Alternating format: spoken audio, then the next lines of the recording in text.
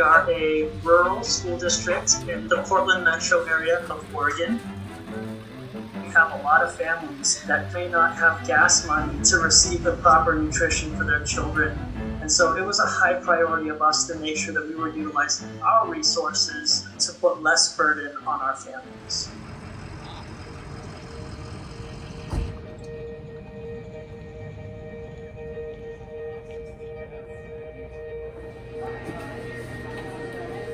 The food service delivery program is probably about a 35 to 40 person workforce that's making 750 breakfasts and lunches every single morning. It's relatively cold food that has a longer shelf life. And so if in the event there are some meals left over, we have the opportunity to serve those the next day. We're ensuring that anyone who's handling the food or has any contact with kids at all are wearing gloves, and that we're still protecting the safety of our students and families.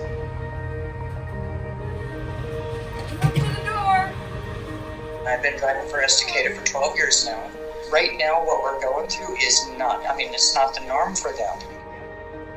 When they see a bus pull up, I think it kind of helps them. This is so awesome. Thanks, guys. It's been comforting to me, and I have thank you cards from almost every stop this morning.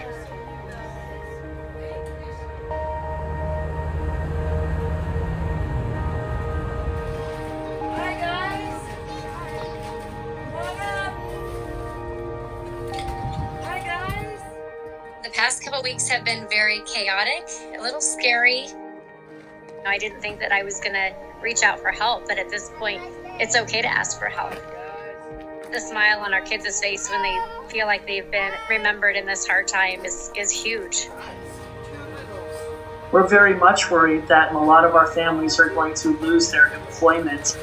It's always in crisis like these when community comes together, and it's something that we're continuing to do until our community is able to get back on its feet.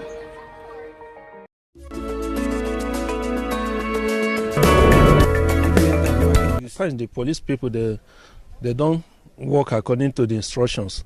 So the government have given 10 to 2, but then they said they're not allowing people to come inside and buy market. Our hand very well.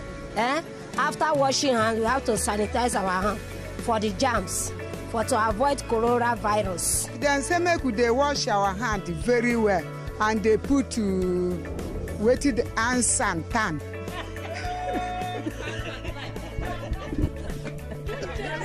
No, hand sanitizer. Oh, hand sanitizer. Many businesses in Nigeria are currently closed, but one firm says business in bunnies is booming. They're keeping people company during the lockdown in Africa's biggest city, Lagos. After the closure of her workplace, 27-year-old oil merchant Sandra Dozie is among those who bought a rabbit for some creature comfort during self-isolation. My family and I got bored of just being just us at home. We wanted someone that would be there to, play with and just mess around with. Akinjo Joshua runs an online business supplying rabbits. He says sales have peaked as local demand for pet companionship grows. The increase is much because people want to stay with something they can reckon with. The rabbit, being an intelligent animal, fits in this space.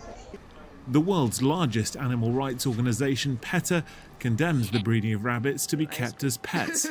I love her so much. But Sandra's certain she has a buddy. Buhari, I got a message for you. I've been watching the videos and I've been watching all the pictures of your military men and policemen who are mostly Boko Haram, who you've given uniforms to as cover to reach communities of Christians, and the people of Nigeria, terrorizing them, especially during this COVID. You are allowing your military and police to beat people in the streets. And not only that, they don't have money for food. They can't go get food. And we are watching you from America, Buhari. I'm watching you. It needs to